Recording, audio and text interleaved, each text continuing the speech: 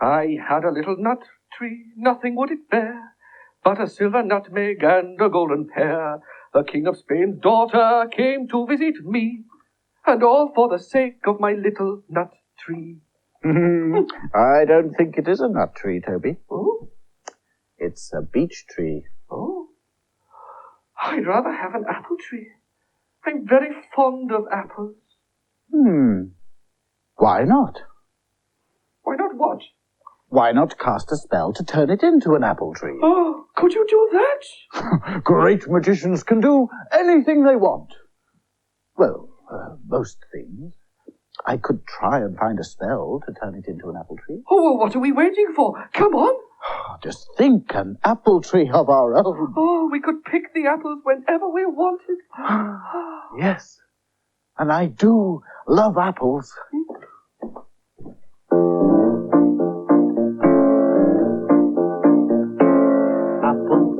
Apples, I'm very, very fond of apples.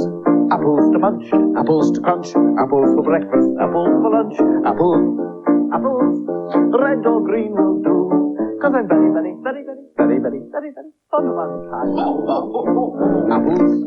apples, I'm very, very fond of apples. Apples to munch, apples to crunch, apples for breakfast, apples for lunch, apples, red or green will do. 'Cause I'm very, very, very, very, very, very, very fond of any kind of apples, aren't you? You're in luck, Cauldron, because we are going to make a spell to turn the tree into an apple tree. Jolly good. I shall put it over here, where it can get the sunlight and the water from the hole in the roof. Hey, I just had a thought. It won't grow too tall, will it? We are going to be able to reach the apples. Well, if it does grow too high, I know someone who could climb it for us. Who? Tim Catch-a-Mouse. He's a little black cat who climbed up a tree, got onto my roof, and then fell through the skylight. Oh, skylight? What's that? That's that little window up there. The one that lets the sunshine through. And the rain. And what happened when he fell through it? Well, let's start the story from the beginning.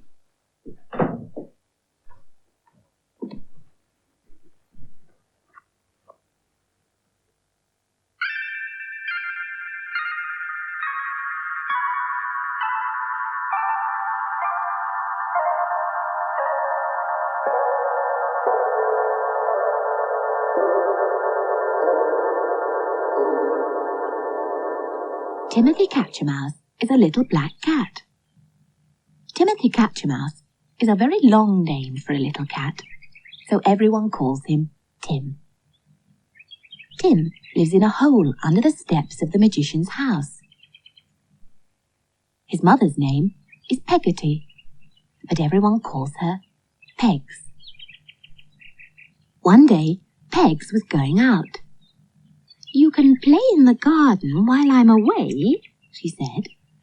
"But just remember, a magician lives in this house. So if you meet him, you've got to be very careful." "I'll remember," said Tim. Pegs ran off across the garden to the old iron gate.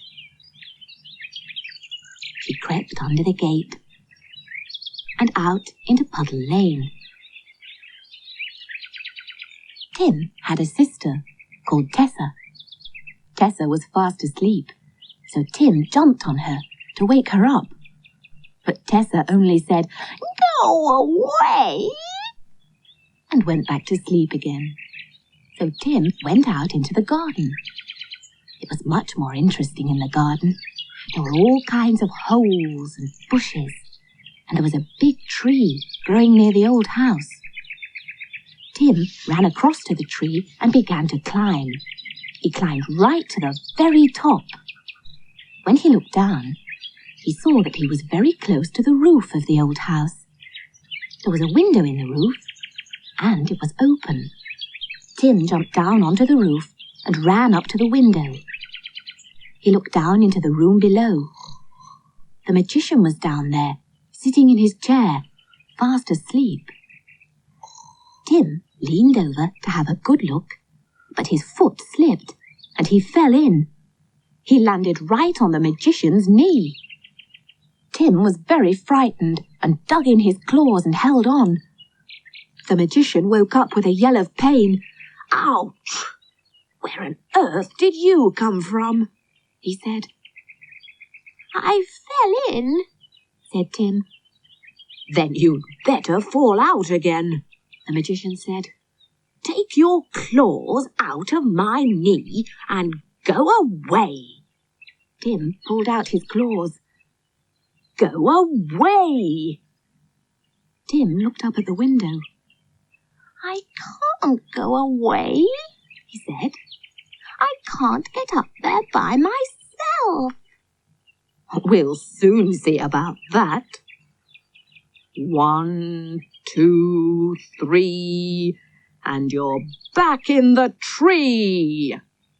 The magician snapped his fingers. Tim felt himself flying up through the air, and a moment later he found himself back in the tree outside the house.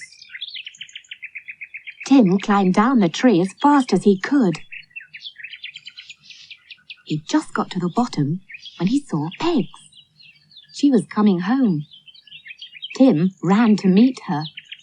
"Tim," said Pegs, "where have you been?"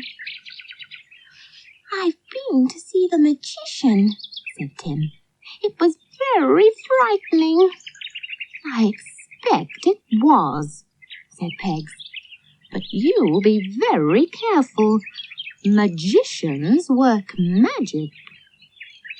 "I know they do," said Tim. "I'd like to go back one day."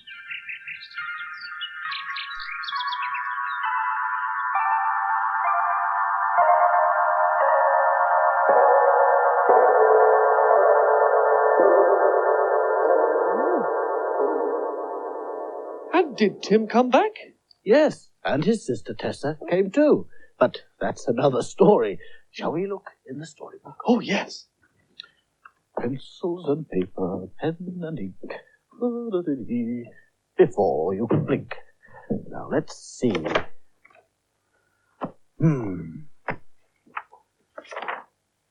Here we are. So, Tim's mum went out and left him to play in the garden. At first he... Tried to wake his sister. And she was called... Vicky. No. Oh. It's a name that begins with the same sound as Tim. Tim and... Tessa. That's right. And look, here's a picture of them together. Let's write in the words.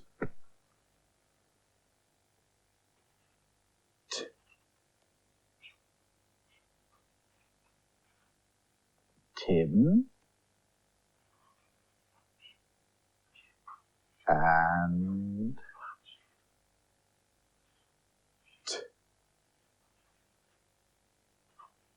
Tessa. Tim and Tessa. Where are you up to now? Well, Tim's just climbed up the tree, got onto the roof, and fallen through the skylight. That's the little window in the roof. That's right. And he's just landed on my head. He didn't land on your head. Didn't he? Oh, no, of course he didn't. He landed... On your knee. That's right. And he dug his claws in and woke me up. Can I see a picture of that? Oh, all right then. Then I magicked him back into the tree with a click of my fingers, and he ran back to his mother. Hooray! Now, what's the title of this story? It's called Tim Catch-a-Mouse. Tim Catch-a-Mouse. You're right. Thank you for your help. Now, are you going to give me a hand with the spell? Oh, yes. A spell to turn the tree into an apple tree. Can you find it? Yes, this one ought to do the trick.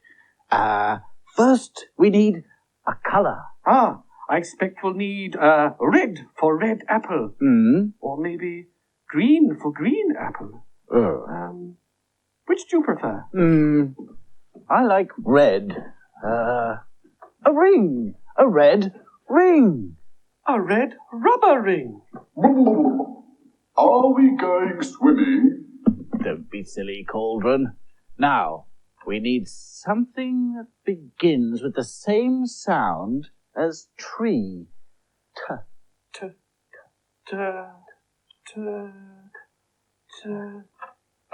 Here we are. A tomato.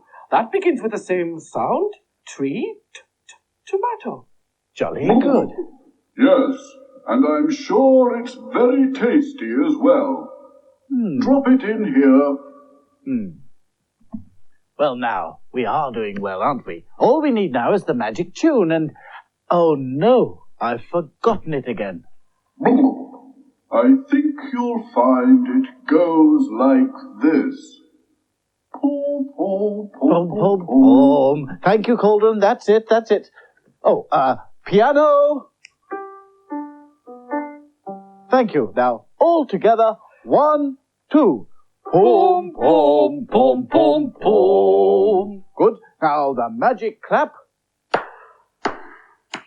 Thank you. Now everything's ready except for... the magic rhyme. Muddle, puddle, puddle, muddle, spots on a ladybird, stripes on a bee. Muddle, puddle, puddle, muddle, a click of the fingers puts apples on our tree. Cooey, it's me, Auntie Flo. Hello, Aunt Flo. Look. Oh, what lovely apples.